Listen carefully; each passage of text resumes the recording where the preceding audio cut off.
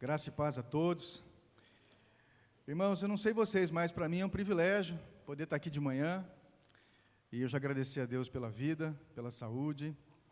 E com certeza Deus tem falado com cada um de nós a cada manhã, a cada domingo. E também não vai ser diferente hoje, tenho certeza disso. Eu vi, pensando nessa mensagem, eu verifiquei as primeiras mensagens desse ano. E o senhor Abílio trouxe, semana passada, um balanço das nossas vidas, principalmente na questão de gratidão, de sermos gratos a Deus. E depois o Bilão trouxe a importância das decisões, trazendo o exemplo de Ruth. Depois o Ed falou sobre João Batista, a sua concepção, sua consagração, vocação, coragem e o seu destino. E depois o Marcos falou também a nós sobre a frustração de 2 discípulos, trazendo aí aquela passagem de Jesus com os discípulos em Emaús, naquele caminho, e eles tristes e angustiados, talvez um pouco desnorteados, um pouco sem direção, mas no final Deus trouxe para eles a alegria, a revelação da dimensão de Cristo na vida de cada um de nós, assim também na vida deles, e isso trouxe alegria. E eu percebo que Deus sempre tem uma palavra que traz para nós alegria, sempre está trazendo no nosso coração, em meio aos nossos desafios, um escape, uma possibilidade, uma saída. A gente nunca se vê numa situação de encruzilhada. E quando a gente assim se encontra, seguramente Deus tem uma saída para cada um de nós. Essas passagens, eu não sei se vocês já assistiram todas elas, as pregações, mas se vocês não assistiram, assista, porque você vai ser muito edificado, assim como eu fui. E o tema que eu dei para hoje é isso, limpando o coração para frutificar em meio à realidade. Irmãos, é inegável que os tempos da volta de Cristo estão cada dia mais evidentes. Eu realmente, desde a minha conversão, eu não me lembro de ouvir tanto sobre isso, tanto as pessoas falarem sobre isso, a volta de Jesus, os sinais, estarem atentos aos sinais, as pessoas, de modo geral, mais atentas aos sinais, a geopolítica, né? Enfim, a gente muito atento a tudo isso que está acontecendo, e Jesus nos leva exatamente a observar isso. Quando nós lemos lá no capítulo 24 de Mateus, Jesus ele nos leva a observar o que está acontecendo. Então, ele menciona, e certamente ouvireis falar de guerras e rumores de guerras, vede, não vos assusteis, porque é necessário assim acontecer, mas ainda não é o fim. Guerras e rumores de guerras, enfim, tantos outros acontecimentos, são acontecimentos do mundo, da situação do mundo. E Jesus, então, ele nos faz esse alerta, que nós certamente ouviríamos falar disso. E não tem como, você liga a televisão hoje, você só ouve coisa, né?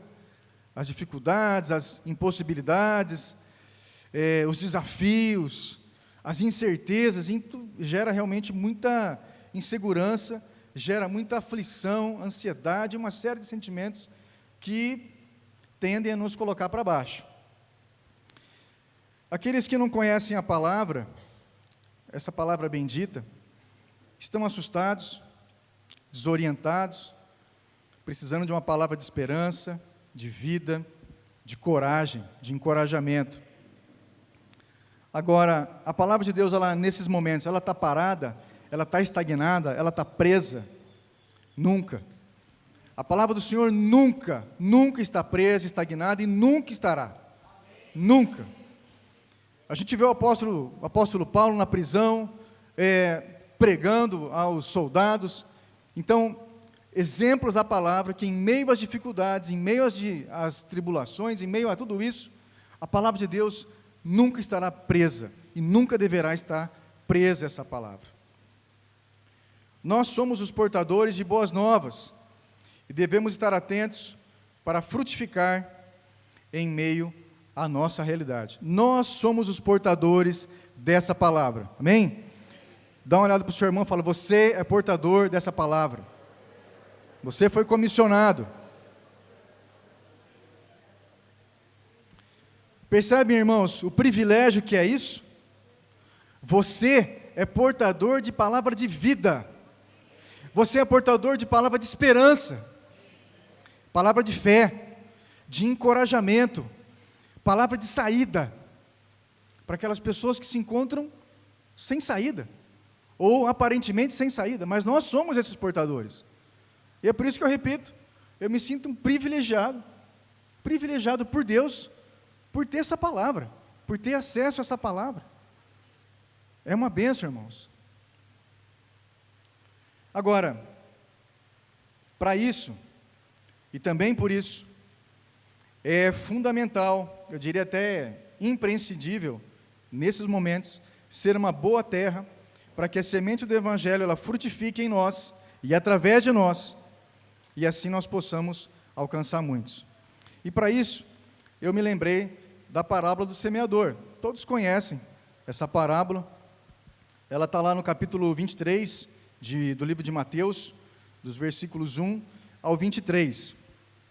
Eu não vou ler toda a parábola, mas eu só vou pontuar as 4 circunstâncias que Jesus enumera dessa parábola e as 4 explicações posteriores para cada uma delas. Diz então essa parábola que o semeador, ele saiu a semear. Irmãos, alguém que sai a semear, a jogar semente, ele espera que essa semente frutifique. Ninguém sai aí por aí, né, jogando semente, sem esperar uma colheita. E a gente sabe que o semeador é Deus, e a palavra, e essa semente é a palavra de Deus.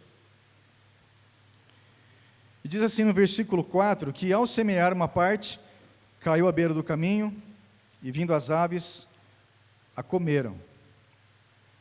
A explicação que Jesus deu para essa parte é que a todos os que ouvem a palavra do reino, e não a compreendem, vem o maligno e arrebata o que lhes foi semeado no coração. Este é o que foi semeado à beira do caminho. Irmãos, o que você tem ouvido da palavra que ainda não compreendeu? Há ainda algum assunto que você tem dúvidas? Essa pergunta ela é muito pertinente porque a explicação de Jesus, ela fala que ouvem a palavra do reino e não a compreendem. Eu imagino que nessa realidade que nós vivemos hoje, eu sinto que nunca foi tão importante a gente compreender o conteúdo da palavra de Deus. Aquilo que nós estamos lendo, a explicação temporal, as circunstâncias que envolvem aquela pregação, aquela mensagem, o motivo de Jesus ter falado aquilo. Então, se você tem dúvidas, a palavra declara que o inimigo ele vem e arrebata isso do seu coração. A palavra é lançada para semear no seu coração. Mas se você não compreende essa palavra, o inimigo vem e arrebata. Vejam, a importância de nós compreendermos a palavra do reino, ela tem a ver porque ela é semeada no coração, e do coração procedem as saídas da vida, como está lá em Provérbios 4, 23.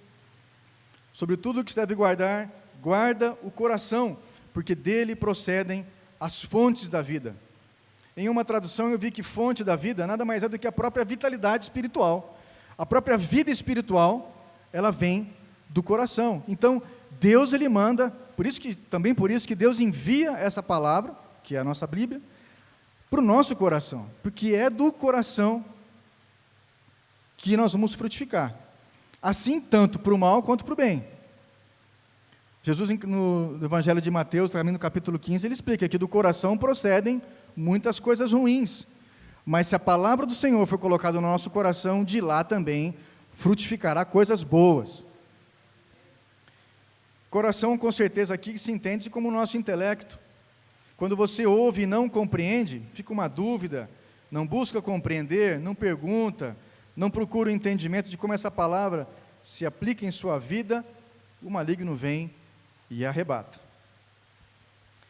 O verbo arrebatar, eu procurei o significado, e ele traz exatamente essa ideia de de violência, de algo que é tirado de você sem que você possa resistir. Assim também será conosco no arrebatamento, amém? Nós seremos tirados deste mundo aqui por Deus sem que você queira, nem que você não queira, você vai, amém? Arrebatamento tem essa característica de tirar. Então, alguém mais forte, alguém mais astuto, mais preparado, ele toma de você sem que você consiga resistir. Quando o inimigo vem nos arrebatar, ele arrebata essa palavra, essa semente, com uma outra palavra. Jesus colocou no nosso coração a palavra. Se você não compreende, vem outra palavra nesse lugar para invalidar essa palavra, essa semente que foi colocada no seu coração. No nosso caso, exatamente isso. Ideias, filosofias, ideologias, enfim, uma série de coisas, de doutrinas, enfim, como a palavra já menciona, que vem querer tomar lugar dessa palavra em nossos corações. Daí que vem a advertência do apóstolo Paulo contra falsos ensinos acerca de Jesus e da sua obra redentora, como está lá em Colossenses, no capítulo 2, versículo 8, e o Paulo faz a seguinte advertência: cuidado que ninguém venha a enredar, vos venha a enredar com sua filosofia e vãs sutilezas, conforme a tradição dos homens, conforme os rudimentos do mundo, e não segundo Cristo. Cuidado. Filosofia vem tentar explicar a existência do homem. Você sabe por que você está vivo? Você sabe por que você foi feito? A palavra já fala isso. Não tem mais que se, como estão dizendo muito aí, né, essa palavra, ressignificar. Tem pessoas que estão querendo ressignificar a nossa existência, mas isso sem a palavra de Deus. É vã, ou deve ser vã. Mas essa palavra, essas ideias, se tomarem lugar no nosso coração, elas tendem a nos tornar infrutíferos. Infrutíferos.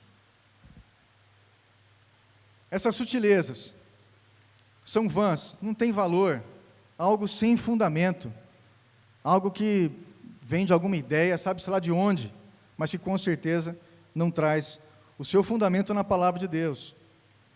Tradições dos homens, tem tantas tradições, tantas ideias. Vou dar uma ideia aqui. Deus está muito ocupado para me atender.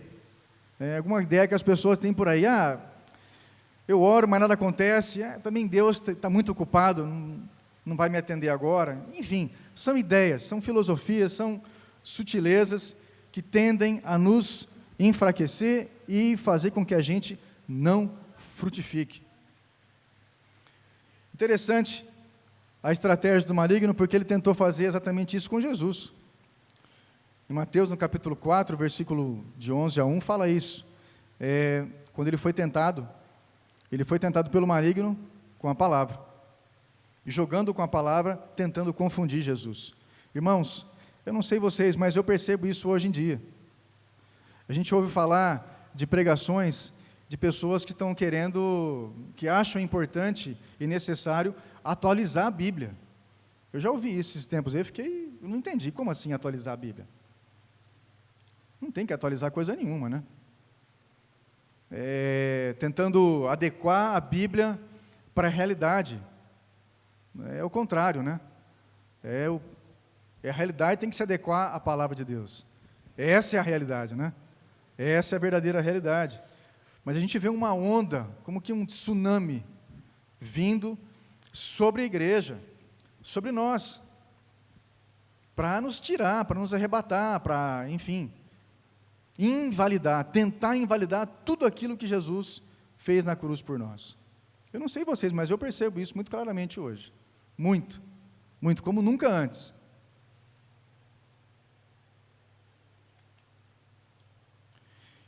E diante disso vem a seguinte pergunta: Há ainda alguma coisa da palavra que você não compreendeu? Há algum tema?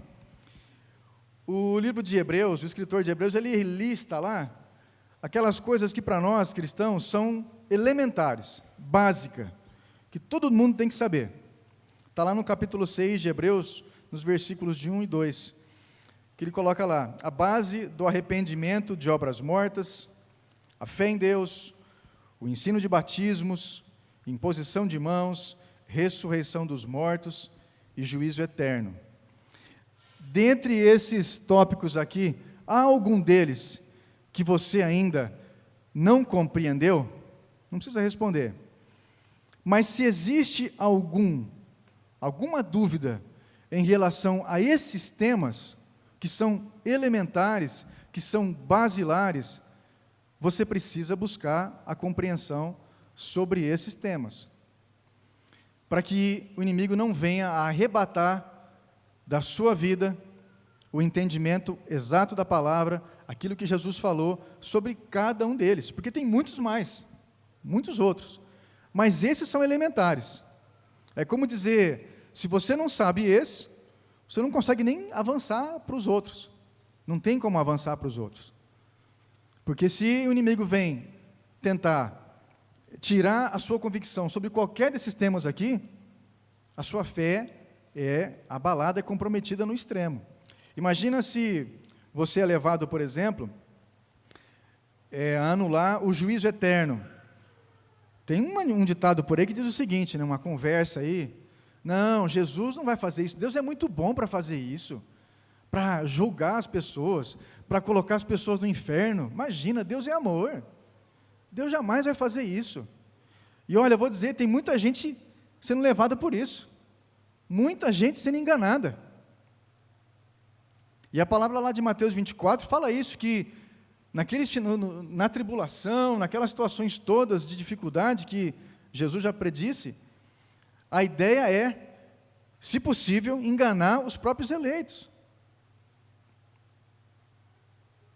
Então, se existe alguma dúvida, alguma falta de compreensão acerca de qualquer desses temas, é fundamental que a gente busque entendimento, que a gente, com a nossa liderança, você pergunte, você pesquise, vá atrás, para que você alcance maior compreensão da palavra e não fique tão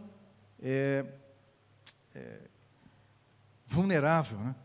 Tão vulnerável diante de tantas coisas que nós temos ouvido recentemente. Amém, irmãos? Amém. Eu creio que o Senhor está falando com a igreja. O Senhor está falando com cada um de nós.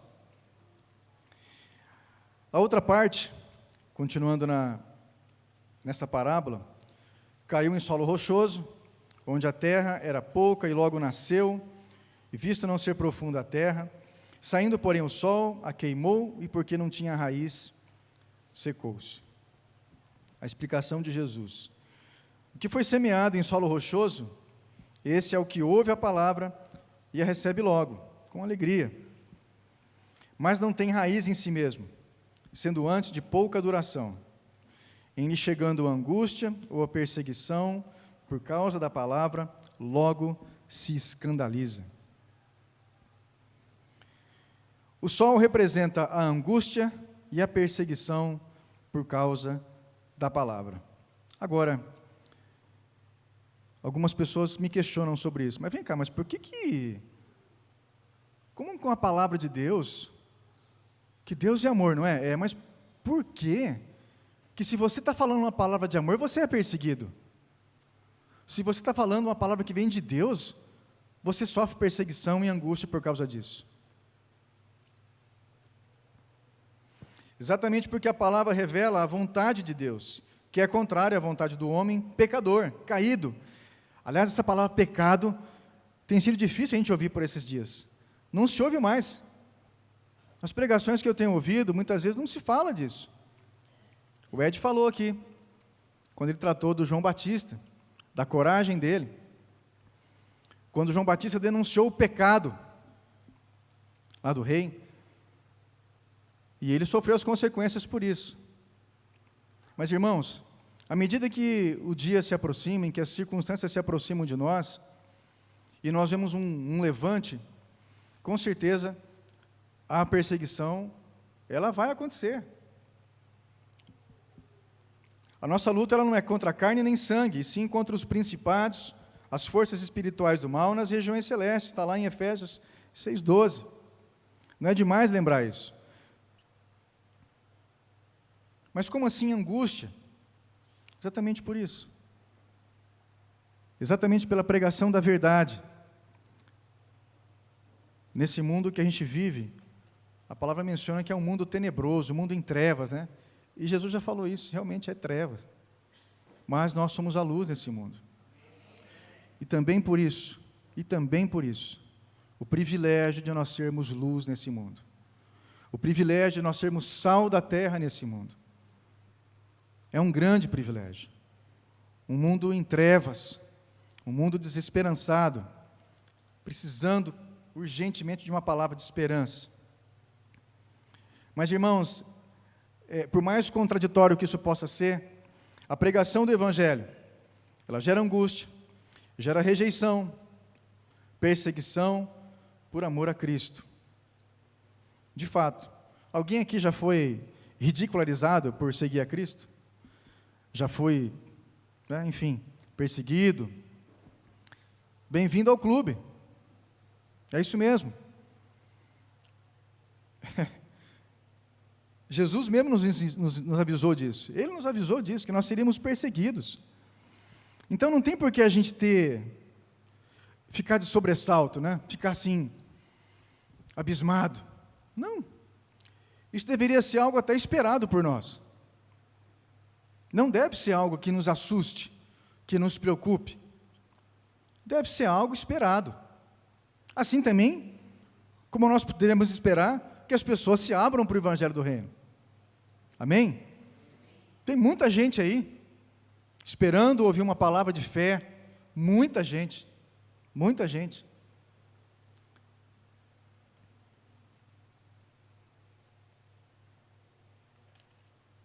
A perseguição à igreja sempre existiu. E se nós nos lembrarmos da geopolítica da época da igreja, do nascimento da igreja, irmãos, não tinha nada favorável. Não tinha nada favorável ao crescimento da igreja. Perseguição, morte. Mas a igreja cresceu no meio disso. Cresceu no meio disso. Irmãos, olha o poder disso. Eu me ponho muito a pensar nisso. A coragem que aqueles irmãos tinham, o destemor e o temor a Deus, o destemor às circunstâncias da vida, às perseguições, às angústias, sei lá o que for, o que quiserem falar, e o temor a Deus, que não é medo, mas é a certeza, é a fé de que aquilo que Ele falou, Ele vai cumprir. Temor está nisso. O temor envolve a fé, e a fé envolve o temor. Um dia desse, uma pessoa me perguntou, o motivo também da minha fé, mas você crê na Bíblia? Eu falei, sim. Mas por quê? Eu falei, só vou te dizer uma coisa, uma só, que para mim já é o suficiente, entre tantas outras. Mas, na Bíblia, você já ouviu falar que Jesus viria? Não? Já ouviu falar? Eu já ouvi falar, pois é. Isso foi anunciado muito tempo antes de Ele vir, mas muito tempo. E sabe o que aconteceu? Ele veio. Ele veio. Passaram-se gerações e Ele veio. Então eu falei, olha, essa palavra ela vai se cumprir. E sabe do que mais? Aquele que veio, que é Jesus, Ele falou que vai voltar. Aí eu falei, e aí? E aí? Então, para mim, já basta isso. Já basta. Foi prometido a sua vinda, e Ele veio, se cumpriu. E Ele disse que vai voltar, e vai se cumprir. Para a honra e glória do nosso Deus. Amém, queridos? Aleluia. Aleluia, Ele vai voltar! Ele vai voltar! E não há nada que impeça isso, irmãos. Não há nada que impeça a volta do nosso Senhor. Nenhuma filosofia. Nada vai impedir a volta do Senhor Jesus. Amém, queridos? E nós temos que ser firmes nesse posicionamento. Muito se tem falado, muito se tem perseguido aos cristãos, a nossa fé. A gente vê de fato que essa luta é uma luta do mal contra o bem, das trevas contra a luz. Não se deixe enganar. Não se deixe enganar por filosofias, por ideias, por ideologias, nem por política. Não se deixe enganar. A nossa luta não é contra as pessoas, não é contra sangue. Deus está nos chamando para a Bíblia, queridos, para a palavra. A gente não deve se assustar com nada disso, porque é necessário assim acontecer, como Jesus falou, é necessário assim acontecer. A perseguição, a turbulência mundial, fome, guerras, é necessário acontecer. Amém? A gente pode ficar tranquilo quanto a isso, irmão? O seu coração hoje, você vai entender isso, que é assim, é necessário acontecer. Você não vai ficar de sobressalto, angustiado, entrar em depressão. Ai, meu Deus, olha o que está acontecendo no mundo. Não, querido. É necessário assim acontecer. E sabedores disso, nós podemos levar essa palavra sem medo, sem destemor nenhum, e conversar com as pessoas. Eu tenho feito isso. Lógico, né? Tem sido ridicularizado, mas tem gente que tem ouvido. Tem gente que tem dado ouvido. Então eu vou focar naqueles que me dão ouvido. Amém? Certamente ouvireis falar de guerras e rumores de guerras. Vede, não vos assusteis, porque é necessário assim acontecer. Tempos atrás aqui eu vi uma pessoa falar assim, e é irmão em Cristo, quer saber de uma coisa? Olha, eu não acredito que Deus está no controle de tudo. Não falei nada, né? Mas você tem certeza disso, irmão?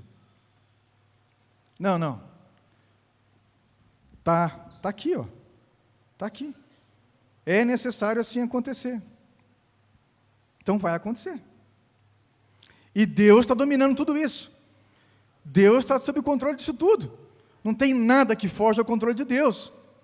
Então a gente não deveria estar assustado, ou preocupado, ou com sobressalto, ou espantado. Não.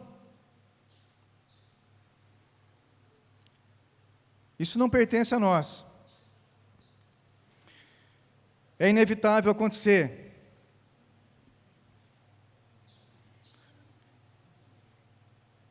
E isso vai tornar cada vez mais comum à medida que o tempo se aproxima, que o dia de Jesus se aproxima.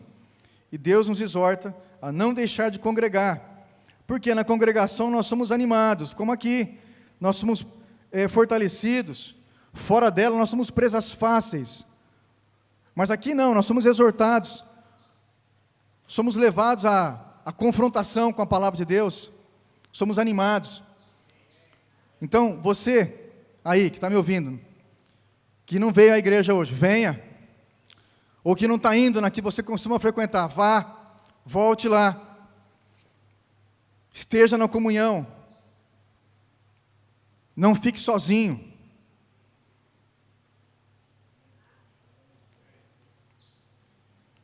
Em Hebreus capítulo 10, 25 menciona isso. Não deixemos de congregar-nos, como é costume de alguns. Antes, façamos admoestações, e tanto mais quanto vedes que o dia se aproxima. Convoque o irmão, chame ele, se possível dê carona para ele, traga ele. Não deixe ele sozinho, e não fique sozinho, não se isole. Não se isole. Amém? Diga isso para o seu irmão, não se isole. Venha para a comunhão.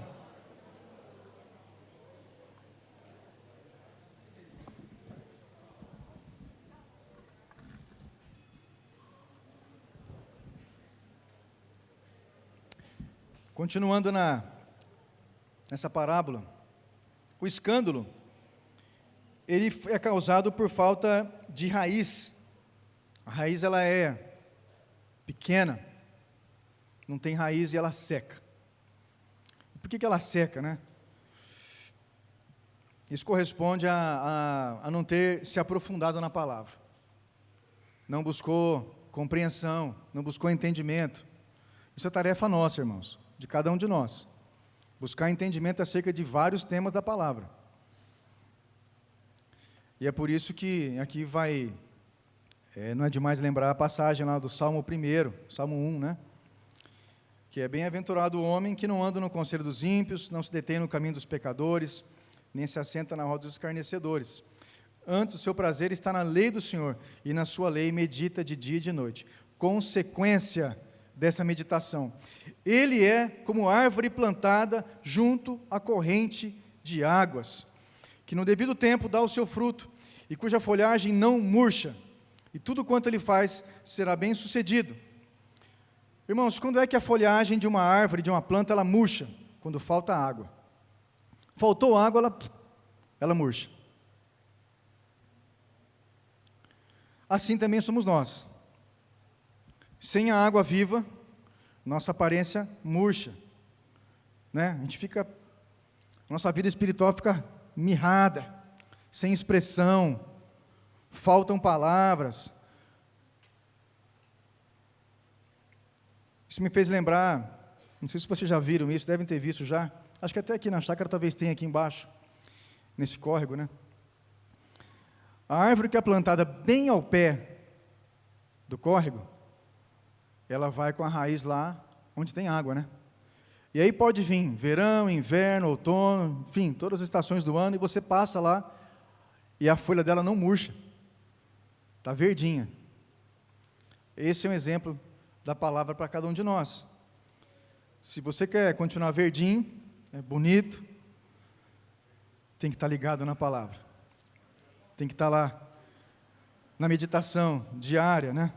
De dia e de noite. Não tem milagre, né? É isso. A despeito da perseguição que possamos sofrer, Jesus já nos avisou que devemos nos regozijar e exultar quando isso acontecer. Portanto, coragem, irmãos. Coragem. O momento é de coragem. Fala para o seu irmão, coragem. Encoraja ele aí. Encoraja ele aí.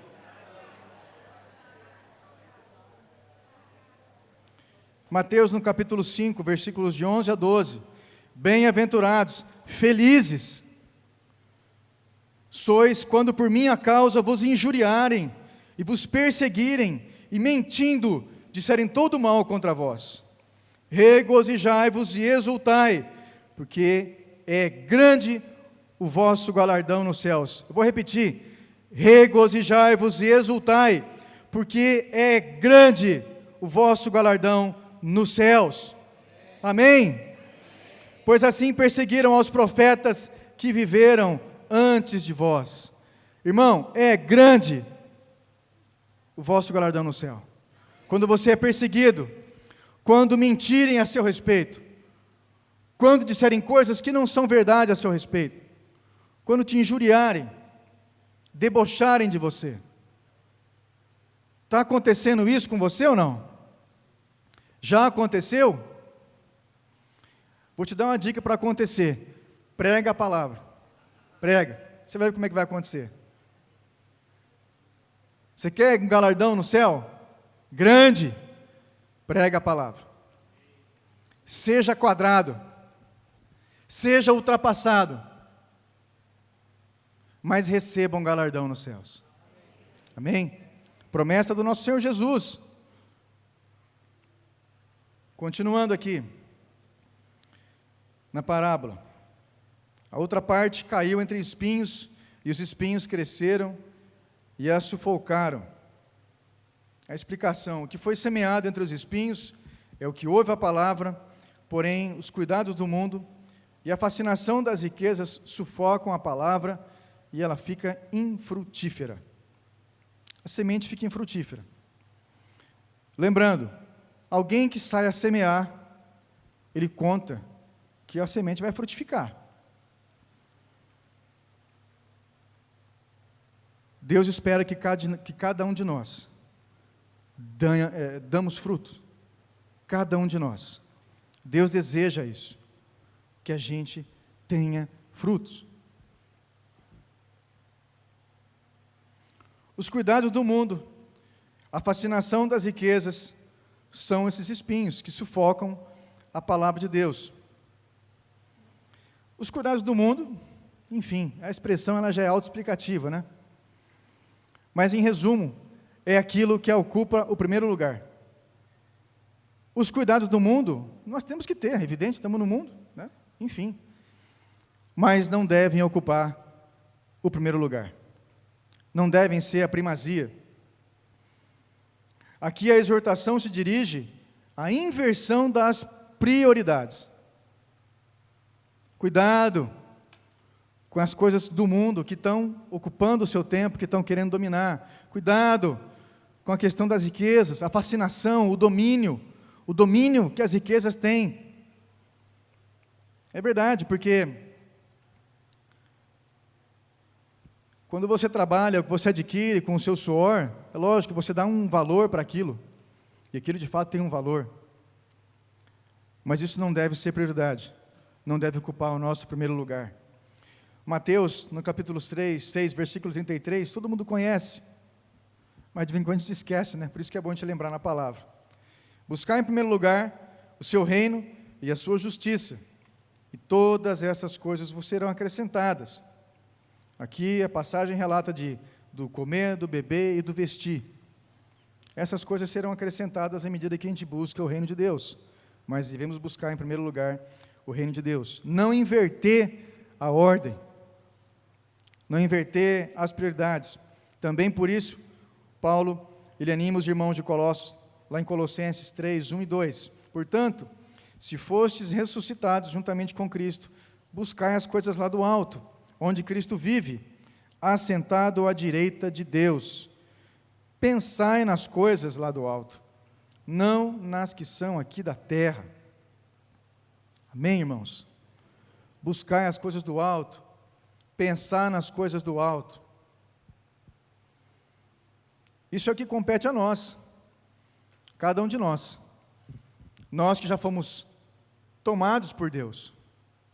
A nós que já foi nos revelada o mistério de Deus, que é Cristo Jesus, a palavra da fé, a vida, o final dos tempos, compete a nós buscar as coisas do alto, pensar nas coisas do alto, divulgar as coisas do alto. Foi exatamente essa atitude e essas prioridades que levaram os apóstolos a agirem como agiram e a influenciarem todos os lugares por onde passaram.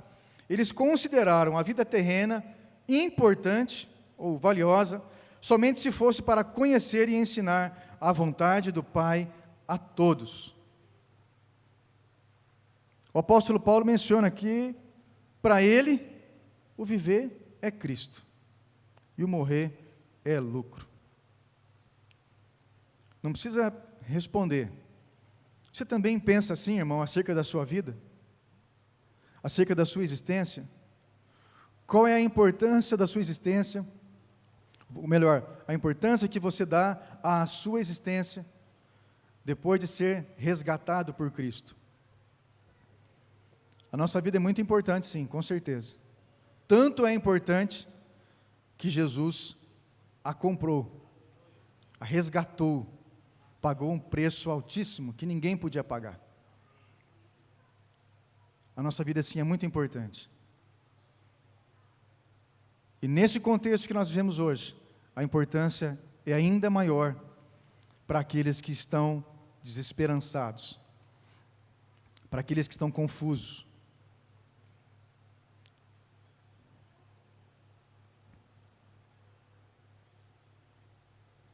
Lembremos que o reino de Deus é tomado por esforço. Mateus, no capítulo 11, versículo 12, menciona isso. Desde os dias de João Batista até agora, O reino dos céus é tomado por esforço, e os que se esforçam se apoderam dele.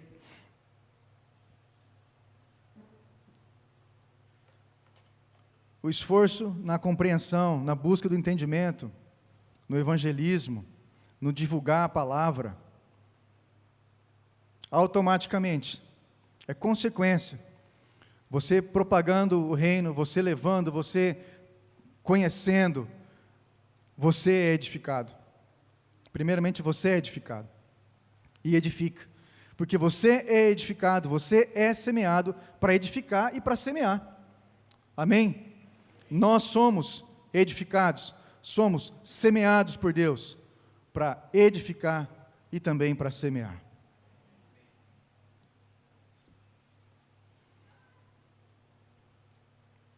O fato, irmãos, que nessa passagem, nós vemos que no meio de espinhos, os cuidados da vida, a fascinação das riquezas, as coisas que nos prendem aqui, basicamente, esse versículo menciona as coisas que nos prendem na terra, que nos prendem aqui, que fazem com que a gente não olhe para o alto, fique só olhando para cá, para aquilo que é passageiro, para aquilo que não é eterno. E essa passagem de Jesus nos leva a meditar sobre isso. Aonde estão os nossos olhos? Aonde estão os nossos olhos? Aonde está o nosso pensamento?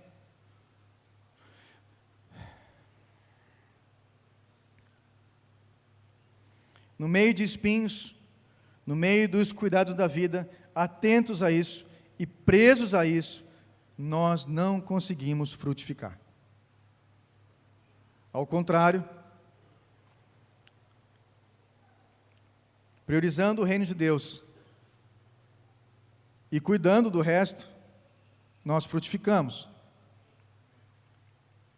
Por fim, para terminar, outra, enfim, caiu em boa terra e deu fruto, a 100, a 60 e a 30 por 1. E a explicação é: mas o que foi semeado em boa terra é o que ouve a palavra e a compreende. Este frutifica e produz a 100, a 60 e a 30 por 1. Irmãos, em resumo, ser boa terra é estar disposto para compreender a palavra do reino e, com isso, não permitir que o inimigo a arrebate do seu coração. Ser boa terra é isso.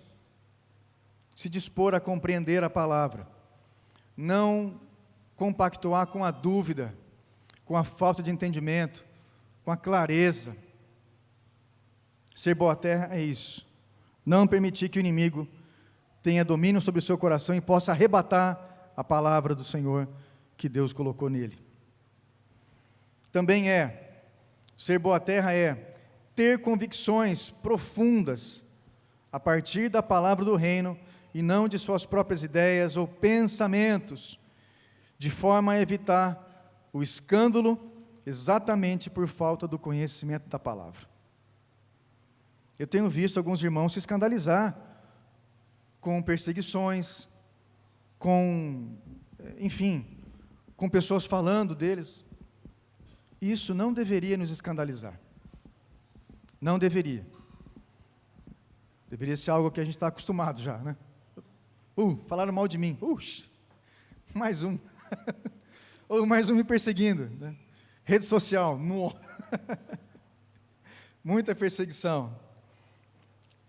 Mas ser boa terra é isso. É ter convicções profundas a partir da palavra do reino. E não daquilo que eu gostaria. É evidente que eu não gostaria de ser perseguido, de ser rejeitado. Lógico, ninguém gosta, ninguém quer isso, ninguém imagina isso. Mas essa é a nossa realidade. E a gente não deveria se escandalizar com isso.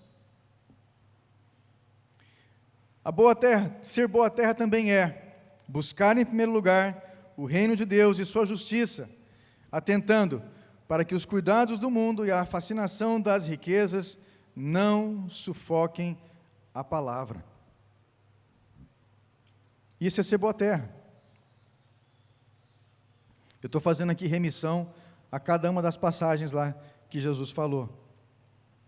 Buscar em primeiro lugar o reino de Deus e sua justiça, atentando para que os cuidados do mundo e a fascinação das riquezas não sufoquem a palavra. Aqui ninguém está pregando voto de miséria, né, irmãos? A gente sabe disso, não é nada disso, né? Aqui a questão é prioridade. O que é prioridade? Né? Trabalhe, conquiste, tenha sucesso, enfim, né? Até mesmo para poder repartir, mas não inverta as prioridades. Tem lugar para tudo, né? Mas não inverta as prioridades, é só isso. Ser boa terra também é colocar a palavra em prática e frutificar. Colocar a palavra em prática. Ainda que você seja ridicularizado, ainda que as pessoas não compreendam. E também a gente não precisa